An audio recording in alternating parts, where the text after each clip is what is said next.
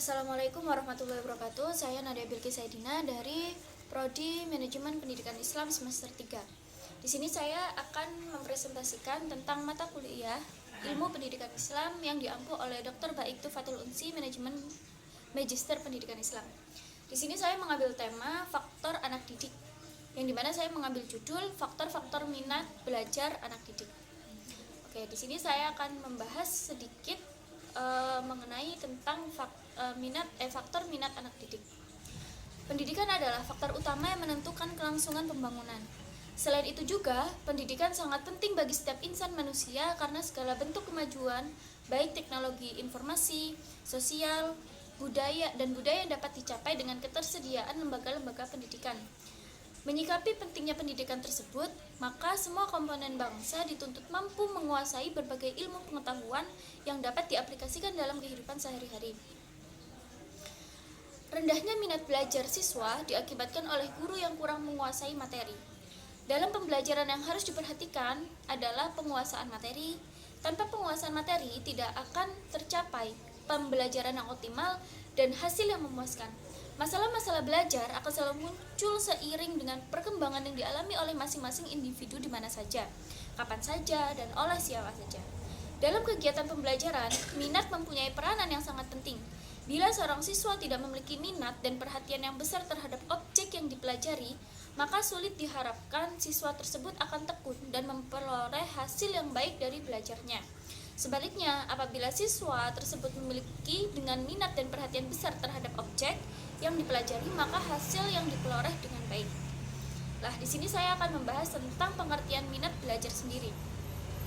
Menurut Parnawi mengemukakan, minat adalah sebuah kecenderungan yang dalam pelaksanaannya dilakukan secara menetap dengan tujuan untuk memperhatikan dan mengenang beberapa aktivitas. Sedangkan menurut Sabri, minat diartikan sebagai kecenderungan untuk selalu memperhatikan dan mengingat suatu hal secara terus-menerus. Minat memiliki kaitan erat dengan perasaan senang. Karena itu, dapat dikatakan minat itu terjadi karena sikap senang terhadap sesuatu. Objek berminat pada sesuatu berarti ia sikapnya senang terhadap sesuatu. Sedangkan pengertian belajar sendiri, menurut Witherington menyatakan bahwa belajar merupakan perubahan dalam kepribadian yang dimanifestasikan sebagai pola respon yang baru yang berbentuk keterampilan, sikap, kebiasaan, pengetahuan, dan kecakapan.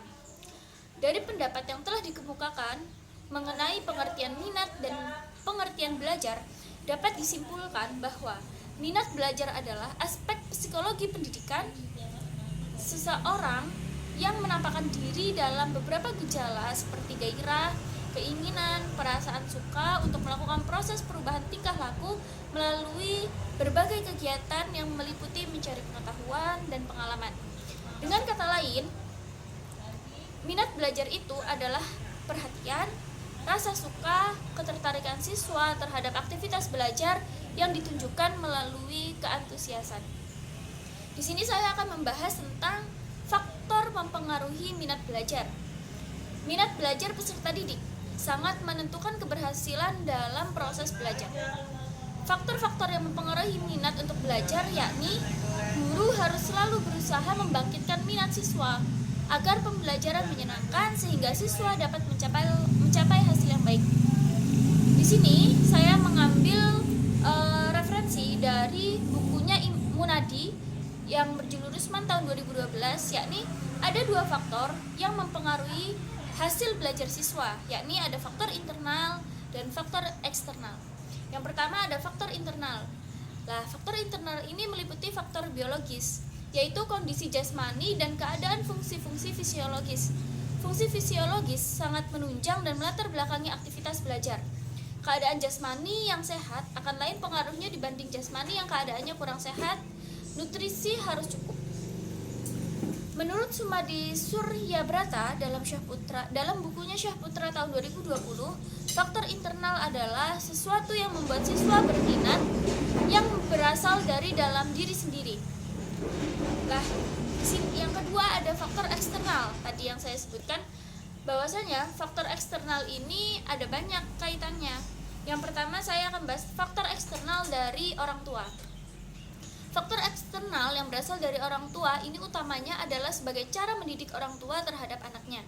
Dalam hal ini dapat dikaitkan suatu teori apakah orang tua mendidik secara demokratis atau tidak.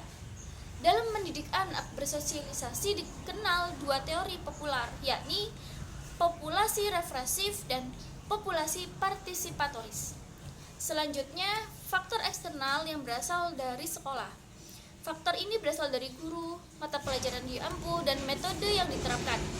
Faktor guru banyak menjadi penyebab kegagalan belajar siswa, yaitu yang menyangkut kepribadian guru, kemampuan mengajarnya terhadap mata pelajaran, karena kebanyakan siswa memusatkan perhatiannya pada yang diminati saja, sehingga mengakibatkan nilai yang diperolehnya tidak sesuai dengan yang diharapkan. Selanjutnya, faktor eksternal yang berasal dari masyarakat.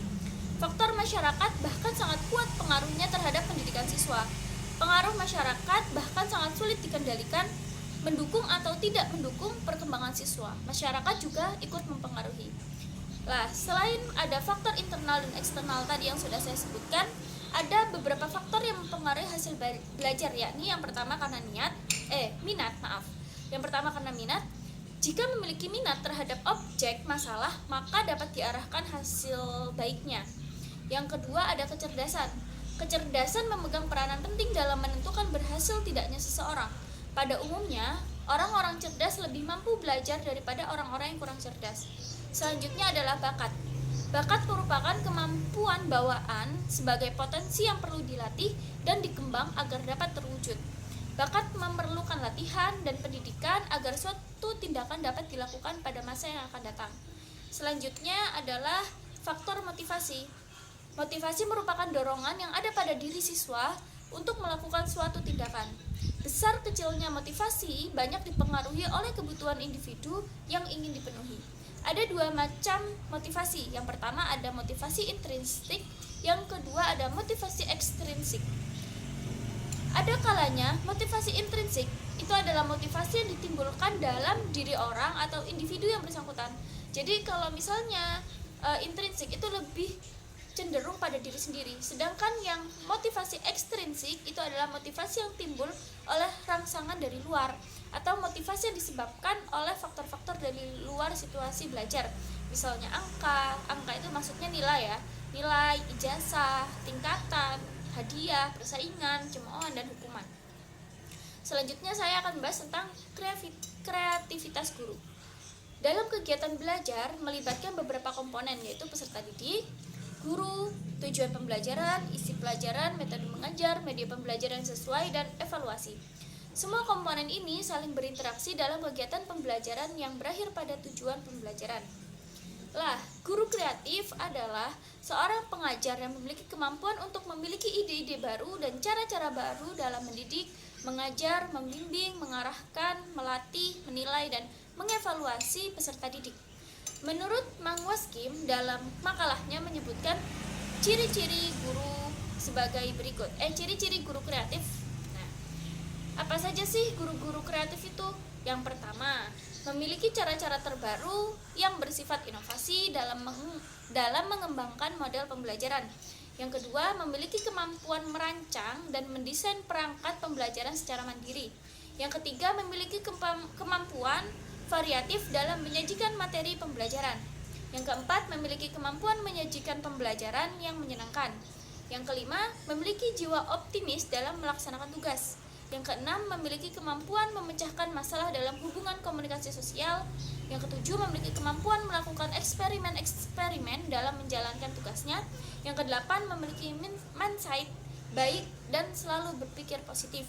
Yang kesembilan, memiliki karakter taat ibadah. Dan yang terakhir, memiliki pribadi yang bisa dijadikan panutan bagi siswa dan rekan sesama guru. Di sini selanjutnya kesimpulan dari artikel yang saya bawa adalah pendidikan adalah faktor utama yang menentukan kelangsungan pembangunan. Selain itu juga pendidikan sangat penting bagi setiap insan manusia, karena segala bentuk kemajuan baik teknologi informasi, sosial, dan budaya dapat dicapai dengan ketersediaan lembaga-lembaga pendidikan. Rendahnya minat belajar siswa diakibatkan oleh guru yang kurang menguasai materi. Dalam pembelajaran yang harus diperhatikan adalah penguasaan materi. Tanpa penguasaan materi tidak akan tercapai pembelajaran yang optimal dan hasil yang memuaskan. Dalam kegiatan pembelajaran, minat mempunyai peranan yang sangat penting. Minat belajar adalah aspek psikologis seseorang yang menampakkan diri dalam beberapa gejala seperti gairah, keinginan, perasaan suka untuk melakukan proses perubahan tingkah laku melalui berbagai kegiatan yang meliputi mencari pengetahuan dan pengalaman. Menurut Munadi dalam bukunya Rusman tahun 2012, ada dua faktor yang mempengaruhi hasil belajar siswa, yaitu faktor internal dan faktor eksternal. Selain beberapa faktor internal dan eksternal, ada faktor-faktor yang mempengaruhi belajar, minat, kecerdasan, bakat, dan motivasi. Selanjutnya adalah yang terakhir, guru kreatif adalah seorang pengajar yang memiliki kemampuan untuk mengembangkan ide-ide baru dan cara-cara baru dalam mendidik, mengajar, membimbing, mengarahkan, melatih, menilai, dan mengevaluasi peserta didik. Kreativitas guru dalam pembelajaran juga dapat meningkatkan motivasi belajar siswa. Siswa akan lebih bersemangat dalam belajar dan menghindari kebosanan. Siswa termotivasi dan merasa senang dengan guru yang penuh kreativitas. Kegiatan pembelajaran menjadi lebih hidup dan dinamis, tidak monoton dan membosankan. Sekian dari saya. Apabila ada kesalahan kata atau kurangnya, saya mohon maaf yang sebesar-besarnya. Assalamualaikum warahmatullahi wabarakatuh.